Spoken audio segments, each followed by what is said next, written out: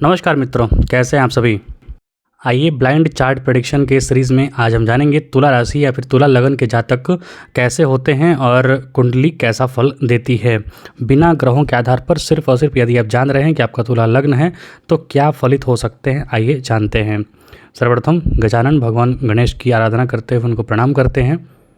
भगवान गणेश के 12 नाम बताए गए हैं जो कि बड़े ही उत्तम होते हैं, मंगलकारी होते हैं। किसी भी कार्य को करने से पूर्व यदि उन 12 नामों को पाठ कर लिया जाए तो निर्विघ्न पूर्ण होते हैं। आप सभी सुनते होंगे। ओम सुमुखश्चैकदन्तश्च कपिलो गजकर्णकः लंबोदरश्च विकटो विघ्नाशो विनायकः धूम्रकेतुर्घ्नाध्यक्षो बालचंद्रो गजाननः।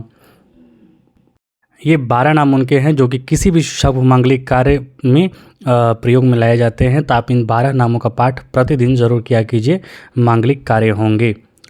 अब आइए जानते हैं तुला लग्न। तुला लग्न जानते हैं कालपुरुष कुंडली में सप्तम भाव होता है और सप्तम भाव रिप्रेजेंट करता है पत्नी को, मतलब आपका दाम्पत्य जीवन को, सामने वाले पार्टनर को, चाहे पत्नी हो या पति हो। फिर रिप्रेजेंट करता है आपके व्यवसाय को, और ये एक तरीके से रिप्रेजेंट करता है चूँकि ये लगन एक नंबर के जस्ट सामने होता है तो ये तुला की तरह बैलेंस करता है। मतलब आपकी जो पूरी जीवन है, चाहे काम भावना हो, अर्थ भावना हो, मोक्ष भावना हो, इन सबको बैलेंस तराजू करके रखता है ये। जैसे तथागत बुद्ध को या फिर तथागत सिद्धार्थ जी ने कहा जाता है, भगवान बुद्ध को जब ज्ञान की प्राप्ति के लिए वो गए थे तो वो एकदम कठोर मार्ग पे चले गए थे, भूखे प्यासे एकदम पेड़ के नीचे बैठकर और तपस्या कर रहे थे। तो उसी में वो, जब जाहिर सी बात है आपके पेट में कुछ नहीं रहेगा और आपको भूख संभालने की शक्ति नहीं आती है तो आप एकदम एक्सट्रीम खींचिएगा तो आपको फेंट हो जाना होगा, बेहोश हो जाना होगा, भूखे प्यासे से परेशान रहते होंगे।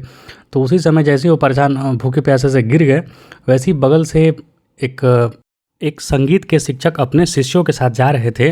तो उन्होंने बड़े ही प्यार से अपने शिष्य से पूछा कि ये जो वीणा है इसकी जो स्ट्रिंग्स होता है तो उसको कितना टाइट करना चाहिए या फिर कितना ढील छोड़ना चाहिए, शिष्यों ने पूछा।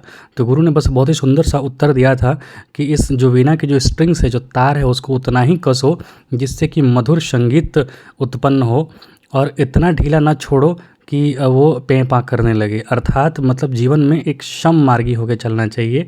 यही तुला राशि रिप्रेजेंट करता है, जीवन में बैलेंस बिठाना। और वहीं पर तथागत जो सिद्धार्थ थे, गौतम बुद्ध थे, उनको ज्ञान की प्राप्ति हुई थी कि जीवन में सम रहना चाहिए। एकदम अड़ियल रवैया या फिर बहुत ज़्यादा कठोर जीवन यदि आप यापन करने लगेंगे हम, जो कि हमें नहीं आता है, क्योंकि बहुत सारे कुछ लोगों को ही सिद्धि प्राप्त हो पाता है कि भोजन पर कंट्रोल कर सके। यदि सब लोगों को प्राप्त नहीं है तो कठोर मार्गी यदि आप हो जा रहे हैं तो फिर जीवन में कष्ट होगा।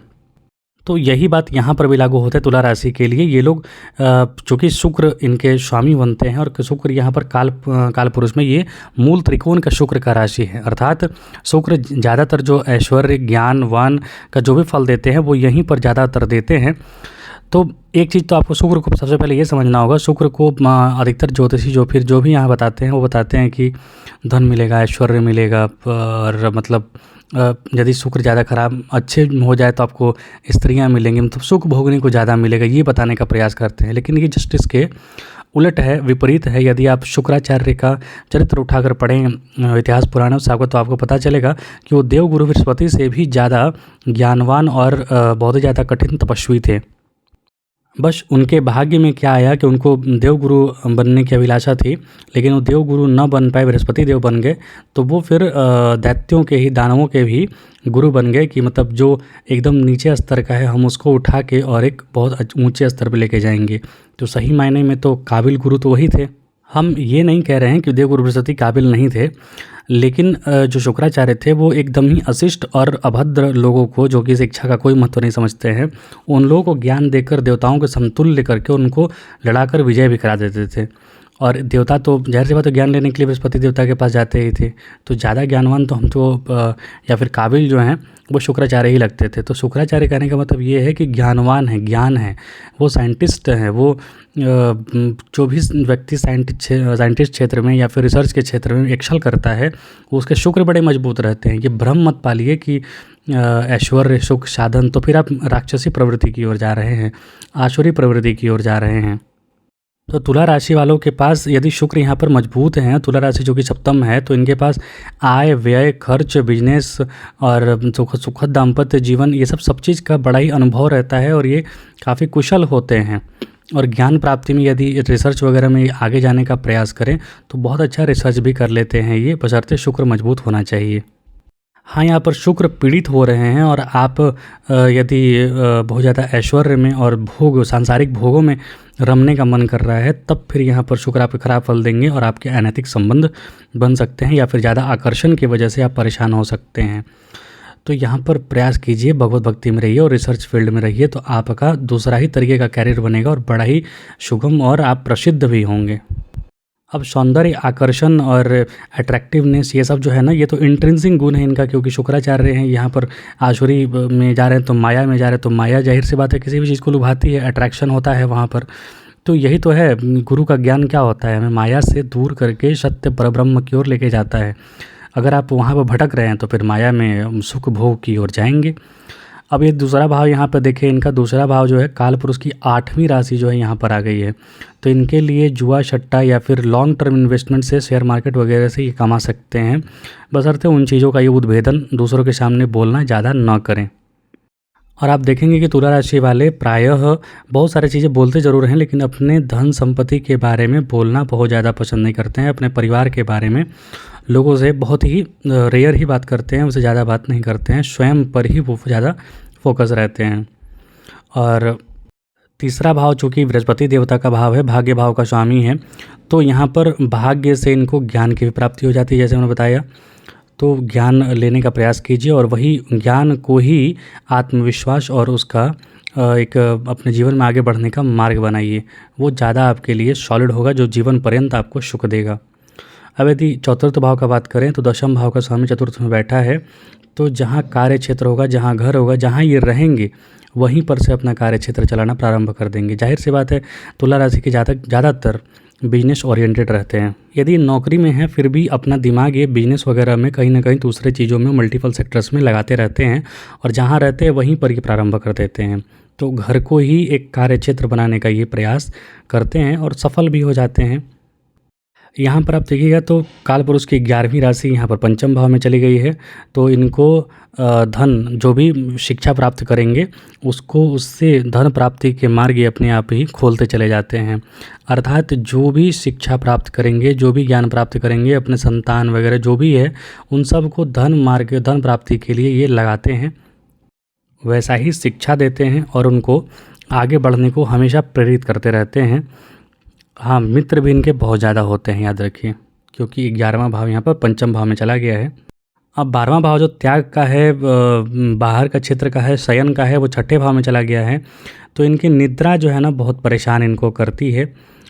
यदि ज़्यादा ओवर थिंकिंग में है और महत्वाकांक्षा आदि पाले बैठे हैं तो इनको निद्रा आने में बड़ी समस्याएं होती हैं। इनके शत्रु भी उच्च क्वालिटी के होते हैं, याद रखिए, निम्न शत्रु इनके नहीं होते हैं।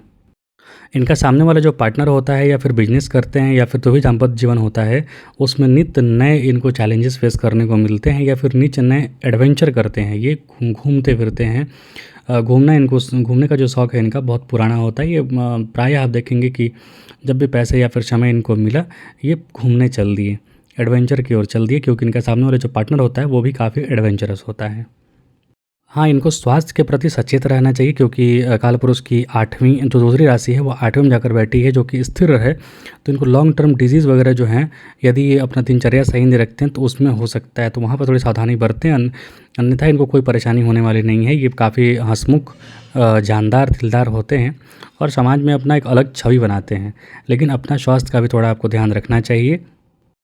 इनका अगर कर्म क्षेत्र हम देखें ना, तो जलीय मार्ग से या फिर जल से या फिर रत्नों से संबंधित अगर ये कार्य करते हैं तो बहुत ज़्यादा सफल होते हैं। अर्थात अपने आप को जल से जो भी होने वाली हैं, या फिर व्यवसाय में अन्न वगैरह जो भी देख सकते हैं आप, या फिर शुक्र से संबंधित जो भी व्यवसाय होते हैं, शुक्र और चंद्र से संबंधित, वो करें तो इनको बड़ा लाभ मिलता है और इनको जलीय स्थान की यात्रा करने के भी मौके मिलते हैं।